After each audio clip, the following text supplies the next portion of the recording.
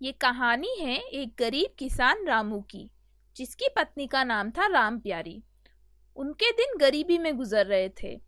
रामू के पास कुल जमा एक गाय और 2 बोरी अनाज ही था। दोनों पति पत्नी दिन रात अपनी किस्मत को कोसते रहते। पता नहीं भगवान ने हमें इतना गरीब क्यों बनाया है। हाँ, दिन रात मेहनत करने के बावजूद भी जीवन बड़ी मुश्किल से कट रहे हैं। इसी तरह उनके दिन गुजर रहे थे। एक दिन गांव में एक साधु महात्मा आए। वह पूरे गांव में भ्रमण करते हुए रामू के घर के करीब पहुंचे।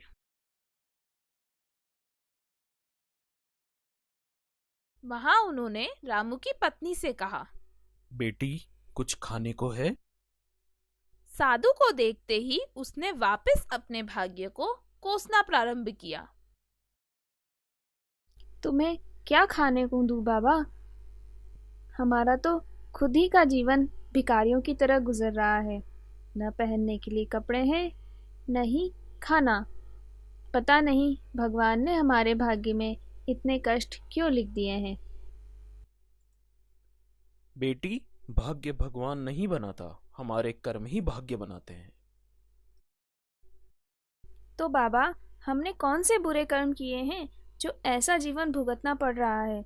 घर में एक गाय और 2 बोरी अनाज से ज्यादा कुछ भी नहीं रहता। अगर तुम ज्यादा ही धन चाहते हो तो मैं तुम्हें एक सुझाव देता हूँ। हाँ हाँ बाबा, बताइए। आपकी बड़ी कृपा होगी। हमें क्या करना होगा? तुम्हारे पास जो एक गाय और 2 बोरी अनाज है वो तुम सब दान में दे दो। महाराज, अगर ये भी हम दान में दे देंगे तो हमारे पास तो कुछ भी नहीं बचेगा, हम तो कंगाल हो जाएंगे। मैं जैसा कहता हूं वैसा करो, अगर नुकसान हुआ तो मैं भरपाई कर दूंगा। साधु की इस बात पर दोनों राजी हो गए। अगले ही दिन रामू ने अपनी गाय व अनाज गांव की एक गरीब वृद्ध महिला को दान कर दी।